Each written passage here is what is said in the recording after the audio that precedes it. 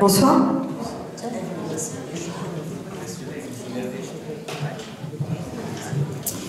Alors, je vais procéder à l'appel. Donc, Gérald Albano est absent et a donné pouvoir à Élodie Ménard. Nadine Beaufils. Raymond Marie Beaufils a donné pouvoir à Nadine Beaufils. Régine Bécuve. Pascal Boudin est absent et a donné pouvoir à Claudine Lobin. Karine Busson. Liliane Carré. Hervé Chapuis est absent et a donné pouvoir à Lucille Le Sens. Michel Coignot. Claude Collard. Serge Colombini est absent et a donné pouvoir à Denis Glaise. Patricia Contreau est absente et a donné pouvoir à Francis Verpi. Patrice Corbier est absent et a donné pouvoir à Gaël Janot. Pascal Couillot. Max Davot. Marie-Hélène Fillier. Éric Fleury. Thierry Gaudin est absent et a donné pouvoir à Hervé Riotte. Jean-Pierre Gérardin. Denis Glaise. Brigitte Gounod. Laurent Grégoire. Franck Horry. Rénal Duc est absent et a donné pouvoir à Brigitte Gounod. Yann Humeau. Gaël Janot. Nathalie Jarre. Fabienne Javon. Claudine Lobin. Donc, Sophie Lebègue est absente et a donné pouvoir à Nadine Beaufils. Pascal Lecomte. Florence Legomaringe. Lucille Le Sens. Jean-Christophe Lethiers est absent et a donné pouvoir à Éric Fleury. Patrice Mas. Solange Mélin. Élodie Ménard présente. Gisèle Mireux. Bernard Moissette. Sylvie Molia. Aurélie Moreau. Roger Moreau. Michel Péchard. Aurélien Pécaud. Fabien Petit. Karine Poncelet est absente et a donné pouvoir à Michel Coignot. Michel Rostequano. Hervé Riotte. Daniel Leroy. Pascal Salou est absente et a donné pouvoir à Gisèle Mireux. Nathalie Saunier. Alain Varon. Francis Verpi. Rosemarie Vuillermoz. Arnaud Xinte.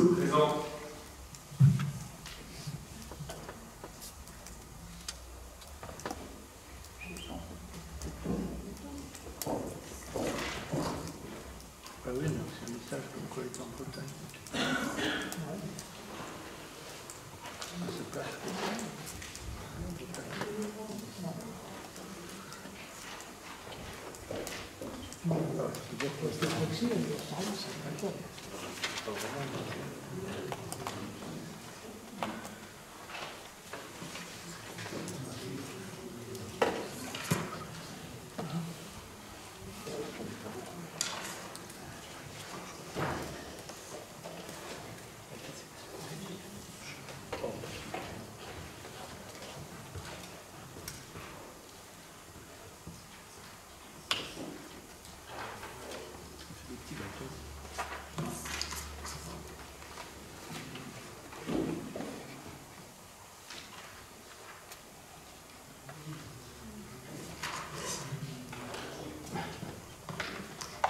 Alors j'ai 38 présents et 13 pouvoirs, ce qui nous donne 51 votants.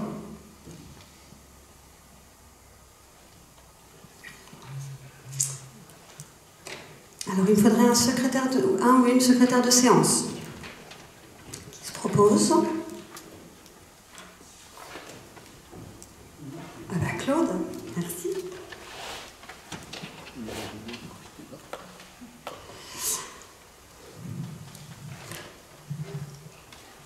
Alors, donc, dans les informations réglementaires, vous aviez donc les renonciations au droit de préemption, donc pour les mois d'avril et mai.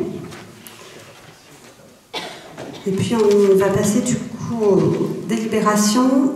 Je voulais juste faire une petite aparté sur On avait annoncé que la mairie de Charny ouvrirait les samedis matins, donc à partir du 1er juin.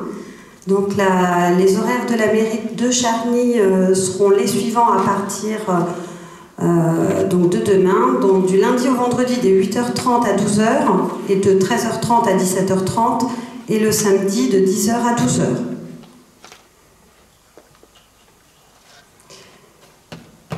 Et puis donc les délibérations, il y a l'intégration en fait dans certaines commissions de M. Humeau qui du coup est entré au sein du conseil lors du dernier conseil municipal. M. Humeau souhaitait intégrer la commission patrimoine-assainissement. Donc, je vous propose donc de désigner M. Humeau pour siéger au sein de la commission patrimoine et assainissement et d'arrêter comme suit la composition de la commission, excusez-moi.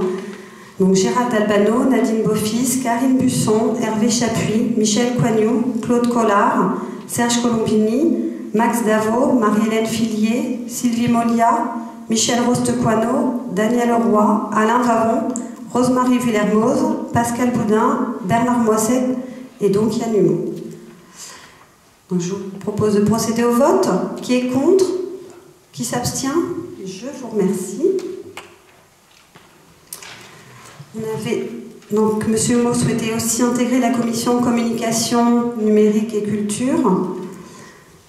Et donc je vous propose donc de désigner M. Humeau au sein de cette commission et d'arrêter la composition de la commission communication, numérique, culture comme suit: Gérald Albano, Karine Busson, Michel Coignoux, Serge Colombini, Nathalie Jarre, Fabienne Javon, Jean-Christophe Letiers, Patrice Mas, Fabien Petit, Karine Poncelet, Arnaud Xinte, Sophie Lebègue et Yann Humeau. Je vous propose de passer au vote. Qui est contre? Qui s'abstient? Je vous remercie. Et puis donc M. Humeau souhaite également intégrer la commission sport et association. Et on avait oublié lors du dernier conseil, suite à la demande en fait qui avait été envoyée au mois de mars, d'intégrer dans la commission sport et association Madame Raymonde Marie Beaufils. Et donc je vous propose de désigner donc M. Humeau et Madame Beaufils pour siéger au sein de la commission sport association et d'arrêter comme suit la composition de la commission donc comme telle, donc Fabienne Javon, Karine Busson, Michel Coignoux, Pascal Couillot, Éric Fleury, Franck Horry, Nathalie Jarre, Claudine Lobin, Pascal Lecomte, Fabien Petit, Nathalie Saulnier, Jean-Christophe Letiers, Gérald Albano, Yann Humeau et Raymonde Marie Beaufils. Est-ce qu'il y a des contre? Des abstentions? Je vous remercie. On en avait parlé lors du dernier conseil dans les affaires diverses. Madame Salou ne souhaitait plus être représentante de la commune au sein du centre de loisirs, enfance et loisirs pour tous. Et donc, eh bien, il est proposé ce soir donc, de la remplacer et de nommer un autre élu. Donc je sais que Madame Mélin se proposait, presque il y avait d'autres personnes.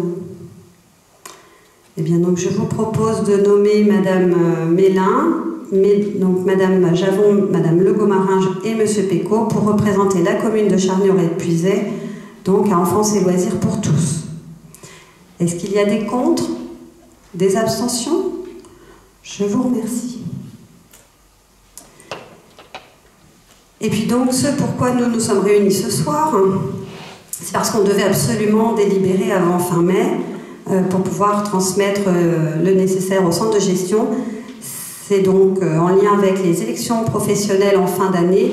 Et donc, il faut qu'on délibère pour la création d'un comité social territorial local. Alors, je peux laisser la parole éventuellement à Nathalie, si tu veux.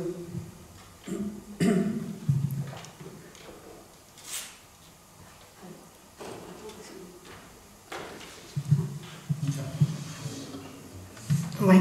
Alors, donc on s'est réunis le mardi 17 mai pour l'organisation des élections professionnelles et du comité social territorial, ce qui va remplacer le CHSCT et le CT. Et on s'est réunis avec les syndicats, voilà, pour pouvoir parler sur l'organisation des élections. Pardon ? Partenaires sociaux. Oui, partenaires sociaux, Monsieur le Président. Et donc, voilà, il a été donc décidé sur cette réunion le nombre des représentants. Étant donné qu'on est entre 50 et 200 personnes, on avait le choix. On a décidé 3 personnes. Sur ce nombre, il faudra la parité, donc hommes-femmes. Et puis... oui. Oui. Ça devrait aller, vous montez.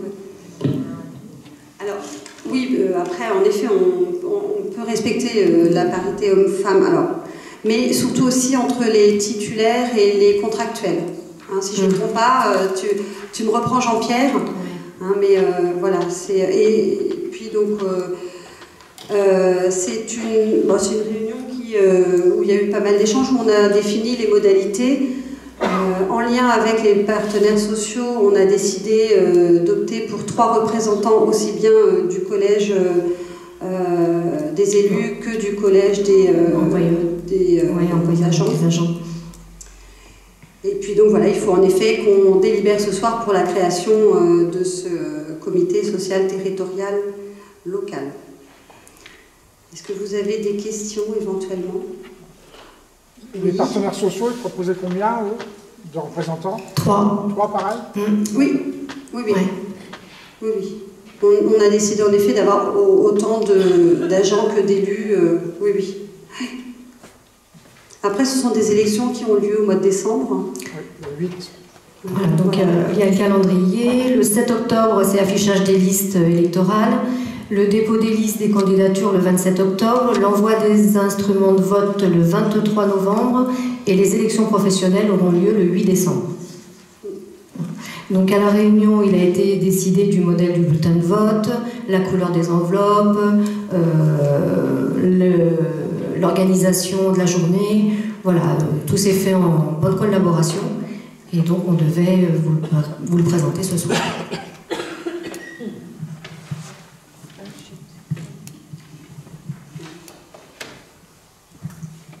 Eh bien donc je vous propose ce soir donc, de fixer le nombre de représentants du personnel titulaire au sein du CHSCT local à 3, de maintenir donc le paritarisme numérique entre le collège des représentants du personnel et celui de la collectivité, et de fixer donc le nombre de représentants titulaires de la collectivité au sein du comité social territorial local à 3, et donc d'autoriser le recueil de l'avis des représentants de la collectivité. Donc c'est un recueil qui sur toutes les questions présentées et sur lequel on devra en effet émettre un avis. Voilà, je vous propose de passer au vote. Qui est contre? Qui s'abstient? Je vous remercie.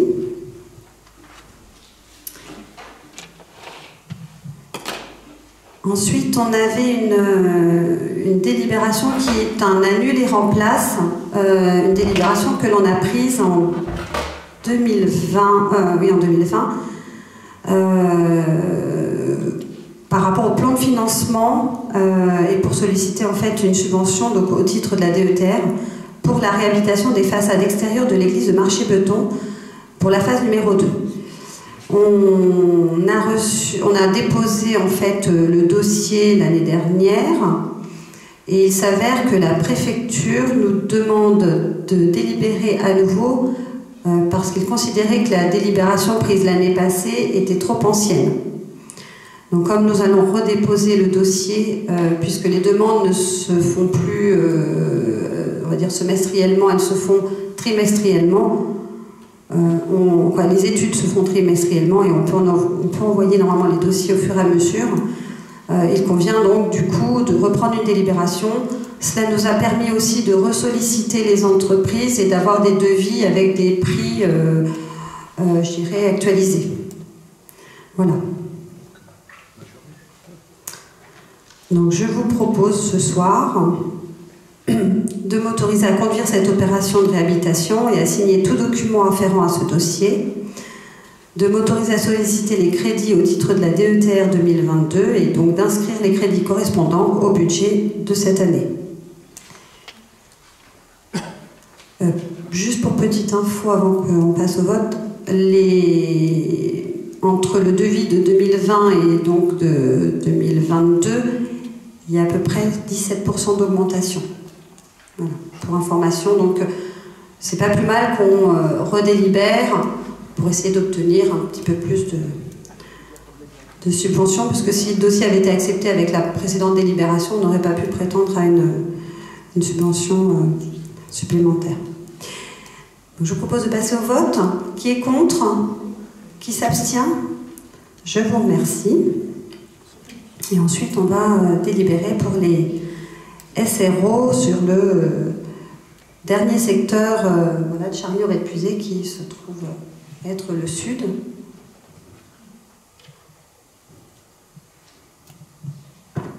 Oui, donc comme vous le savez, le déploiement donc, de la fibre est en cours donc, sur notre commune, par la société Bayonne, donc, qui est sous-traitante d'Iconic.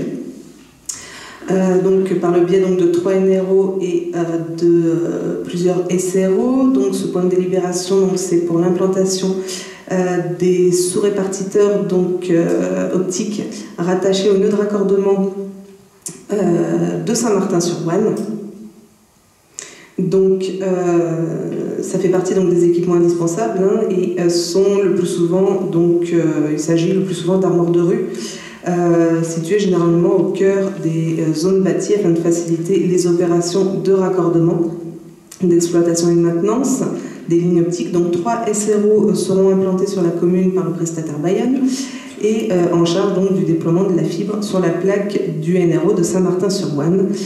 2 SRO seront sur le domaine communal et 1 SRO sur le domaine départemental. Donc l'ensemble des implantations a fait l'objet d'une visite sur site en présence des maires délégués. Voilà. Alors comme on avait délibéré en effet pour les SRO installés par Sogetrel, là en effet il faut que nous délibérions pour qu'ils puissent les poser. Donc il vous est proposé donc de donner un avis favorable au projet d'implantation des 3 SRO. Et malgré tout, le département a autorisé celui de Marché-Beton sur le domaine départemental. Mais il faut quand même qu'on donne un avis favorable. Et donc de valider les implantations des 2 SRO relevant de la propriété communale sous référence 89 36 153 et le 89 36 165, et donc de m'autoriser à signer les documents afférents. Et on va procéder au vote. Qui est contre? Qui s'abstient? Je vous remercie. Bien, on était plutôt rapide. On va passer aux affaires diverses. La commission donc ad hoc, et du coup je l'appelle bien ad hoc parce que j'ai transmis la délibération qui avait été prise en 2021 aux membres de la commission. On l'avait bien nommée commission ad hoc en charge de l'étude des subventions et pour qu'elle se réunisse en ce sens tous les ans. Donc, elle s'est réunie hier soir et donc nous allons délibérer pour l'attribution des subventions aux associations lors du prochain conseil le 14 juin. Donc demain soir, il y a une commission ressources humaines et puis le 3 juin, la commission école. Concernant le projet de Centrebourg, j'ai décidé de faire un groupe de travail composé de 10 personnes, donc 5 élus, donc 3 de la majorité, 1 du groupe 14 villages d'une commune et puis 1 du groupe Rassemblement pour Charny. d'avoir aussi un commerçant issu de l'union commerciale ou adhérent à l'union commerciale, et puis un commerçant non adhérent à l'union commerciale et 3 habitants.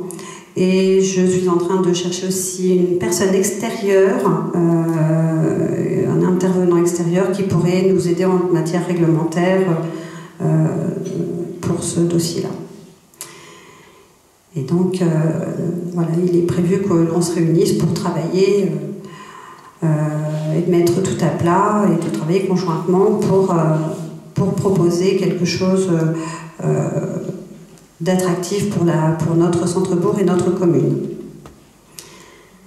Eh bien, je vais peut-être passer la parole à mes... Oui, mais du coup, c'est pour Conan, donc je vais peut-être laisser la parole à mes adjoints s'ils veulent intervenir. Vous m'entendez? Bonsoir. Donc, comme vous avez pu le constater, nous avons commencé à décorer le centre-ville de Charny. Donc, il y a 52 oriflammes qui ont été mis sur les poteaux du côté nord et du côté sud. Les ronds-points ont été aussi décorés. Le centre-ville est aussi décoré par des banderoles. Alors je signale que la décoration n'est pas que pour le jumelage, il sera aussi pour la fête de la musique, le 14 juillet, et toutes les festivités qui seront tout l'été dans Charny. Voilà. Vous avez dû recevoir aussi un programme pour la venue des Allemands. Normalement, j'ai dû marquer... Le rassemblement au monument, il sera à 16h15. Et après, suivi d'un défilé. Après, ça sera... Donc vous avez recevoir un petit mail et vous êtes tous... De toute façon, je crois que vous avez tous reçu le programme. Il n'y a pas de souci. Si, normalement, tout le monde a été convié. Oui, c'est ça. Normalement, vous avez tous reçu le programme. L'invitation, tout à fait. Voilà. Donc en fait, il y a un temps au monument aux morts, après le défilé jusqu'à la mairie, et puis les discours, la signature de la charte. Et après, ce sera un vin d'honneur. Moi, c'est tout ce que j'ai à dire sur la décoration. C'est bien,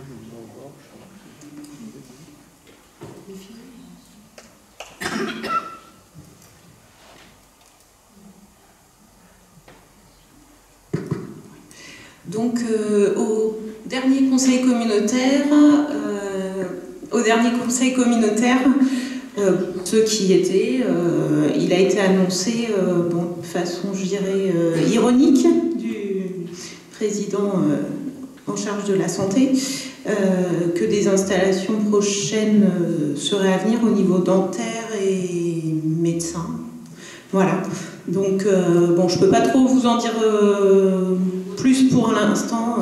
Voilà. Vaut mieux attendre que ce soit fait, comme le médecin qui s'est installé il y a peu. Qu'est-ce que je voulais dire?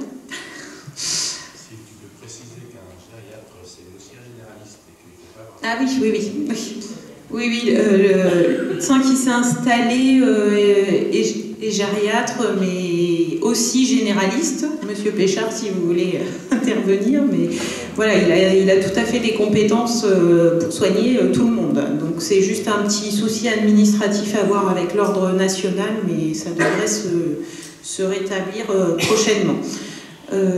Et concernant l'ostéopathe, il est arrivé hier. Enfin, il a commencé hier son activité et vous pouvez réserver des rendez-vous sur Doctolib. Voilà. Je ne peux pas le citer pour ne pas faire de pub, hein, mais voilà, vous tapez sur Charny-Auré-Puisé sur Doctolib et puis vous trouverez son nom, ses coordonnées. Voilà.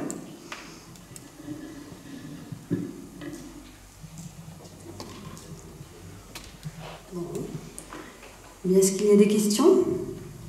Oui.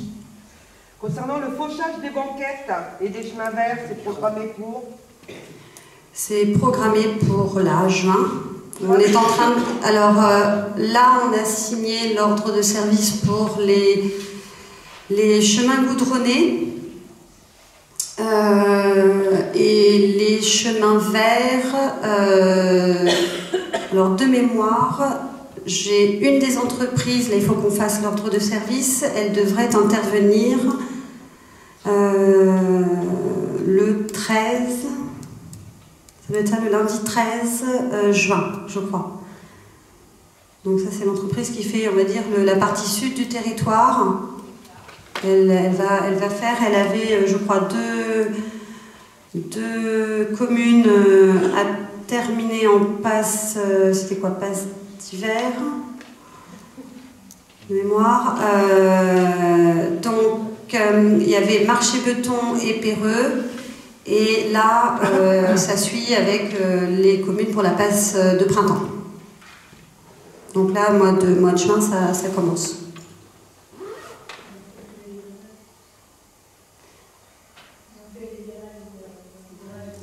Oui, mais ça c'est le département. C'est le département. Non, mais je crois que c'est des agriculteurs qui vont le faire. Ah oui. Après. J'ai vu quelqu'un passer. J'ai vu quelqu'un passer ce matin sur les hauteurs de Saint-Martin, mais il n'attaquait pas les fossés, c'était juste derrière, du côté des champs. Donc je pense que c'était un agriculteur.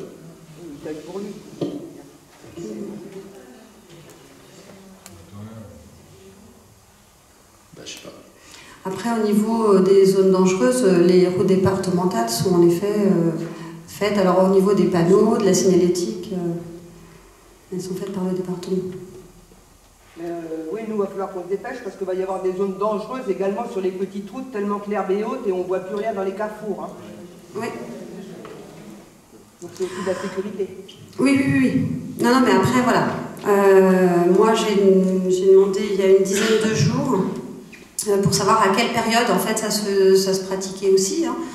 Et donc, voilà. Et donc, on m'a répondu en juin. Donc j'ai tout de suite lancé... J'ai tout de suite lancé et on a sollicité les entreprises. Voilà.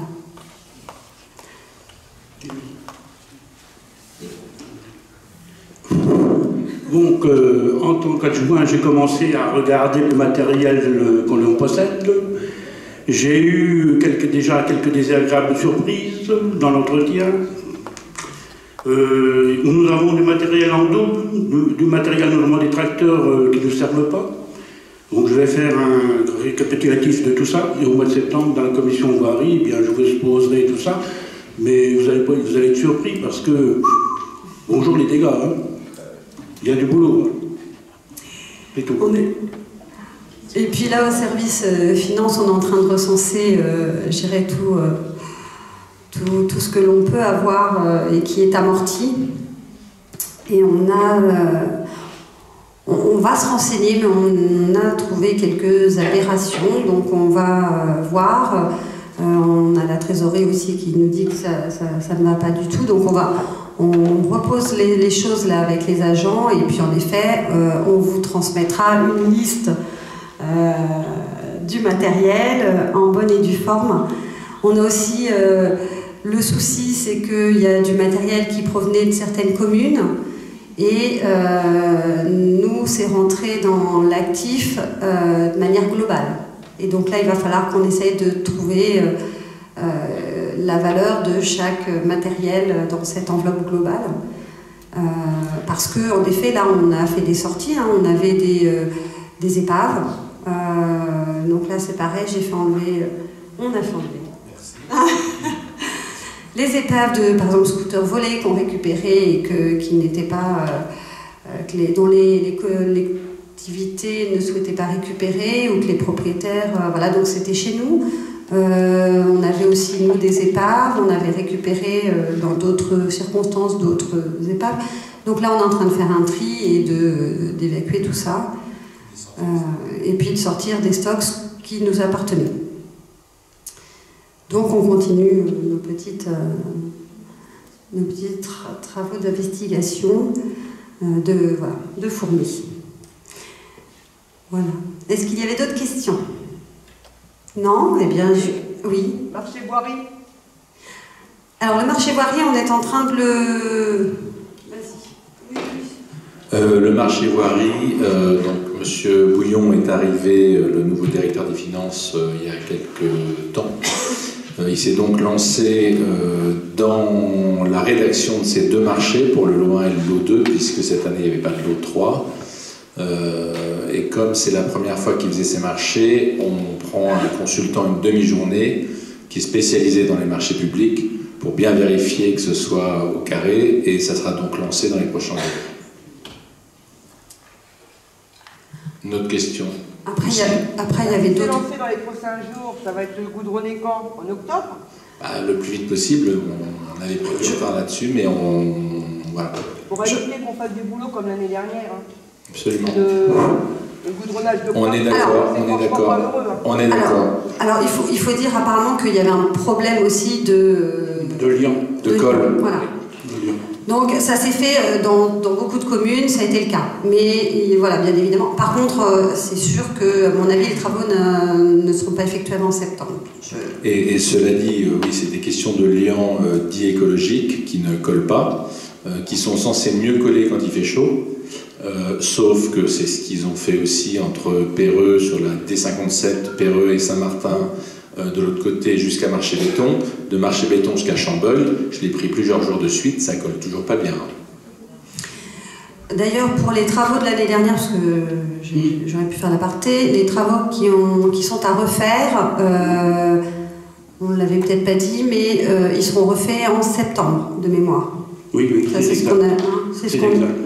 C'est ce qui avait été dit avec l'entreprise fin février. Et c'est l'entreprise qui prend tout à sa charge? Oui. Oui. Moi, je l'ai compris comme ça. Les routes de la Gravière, ils ont commencé là déjà, c'est fait? Sur la route de la Gravière? Oui, je suis passé aussi, oui. Après, nous avait annoncé septembre. C'est fait, là, c'est fait. Mais s'ils le font avant, c'est tant mieux. Voilà. Du coup, Claudine.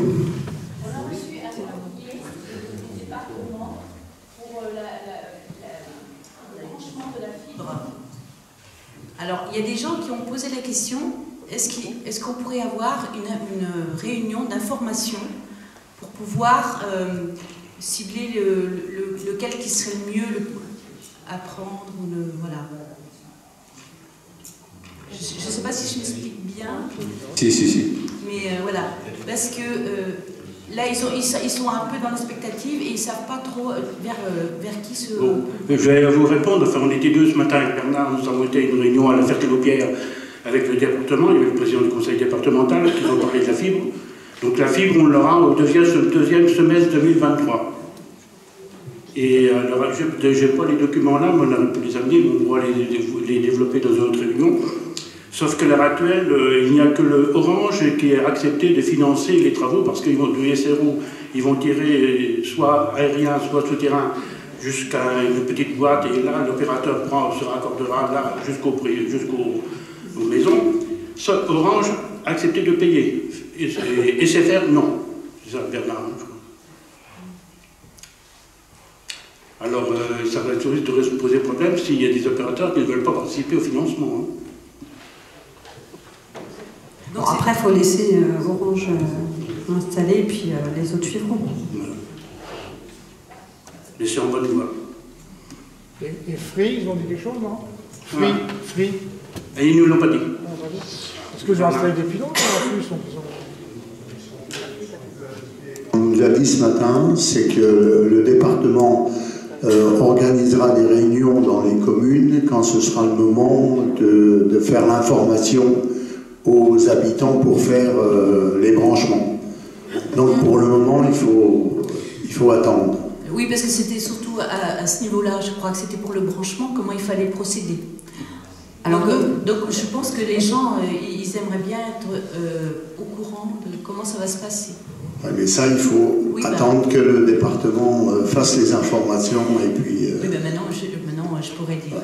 Sinon, on peut aller aussi sur le site du département où il y a tout un truc sur la fibre et il y a des renseignements. Voilà. Oui, c'est ça, mais c'est parce que les gens ils se posent des questions, même parce qu'on a eu le petit dépliant, c'est commencé à être expliqué, mais il y a des gens qui se posent vraiment des questions. Voilà.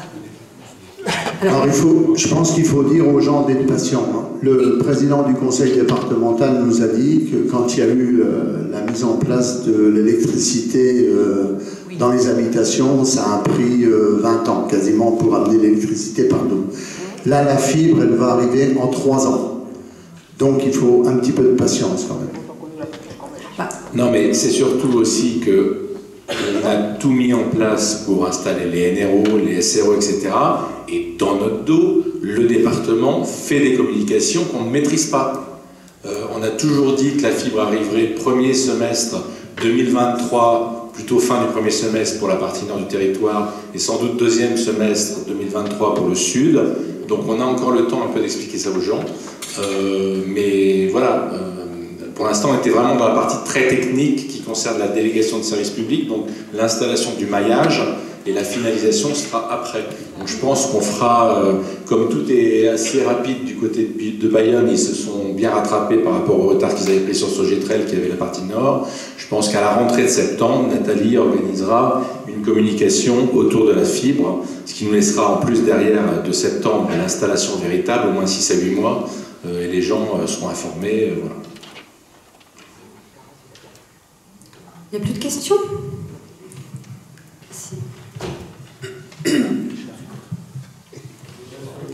Attendez, docteur Péchard, on va vous donner le micro après, il y a monsieur Glaise qui veut prendre la parole. Moi, je voudrais savoir, parce que chez nous, ça va faire 2 ans qu'on a commandé un miroir pour la circulation. Ça fait 2 ans. Alors, je pense que ça fait un peu long, et c'est très dangereux, parce qu'on n'a pas de miroir pour sortir. Le jour où il y a un accident, comment ça va se passer? Alors... Non, mais le service technique, il nous promet, il nous dit oui, on l'a commandé, mais on voit jamais. Alors les gens, ils commencent à rouspéter, parce que la dernière fois, ça a failli, avec un camion, quand il y a eu la déviation, ça a failli cartonner bien comme il faut. Et là, les gens, ils se posent des questions. Alors après, il y a quand même une certaine réglementation avec les miroirs, il y a tout un tas de... Voilà, oui, il y en avait déjà un. Là, j'ai pas... Non mais, d'accord, après, je pense que ça, c'est pas un sujet qui a lieu d'être traité... D'accord, mais c'est pas un sujet qui a lieu d'être traité en conseil municipal. En revanche, on peut éventuellement prendre rendez-vous et puis voir avec les services techniques ce qu'il en est. Après, il y a de nombreuses demandes, en effet, et puis on va voir avec les adjoints et les services pour essayer d'avancer sur le sujet. Ça avance et pas. je dirais... alors, laissez-nous aussi le temps. J'entends que ça n'avance. Je suis en train de dire que, comme l'a dit Claude, il est en train de recenser le matériel, on est en train, en effet, de réorganiser, et je trouve que ça fonctionne plutôt bien. Maintenant, c'est vrai que les demandes, eh bien, plutôt, voilà, on passe un petit coup de téléphone, on essaye de se rendre soit sur place, soit au service technique, et puis on essaye de voir où est-ce que ça en est. Mais je passe relativement souvent au service technique, et j'essaye de tenir à jour les dossiers, en tout cas, dont j'ai connaissance. Donc, alors je vais prendre rendez-vous avec Claude. Eh ben, on va prendre rendez-vous, okay. et puis on va essayer d'avancer sur le sujet. Voilà. Hein? Voilà.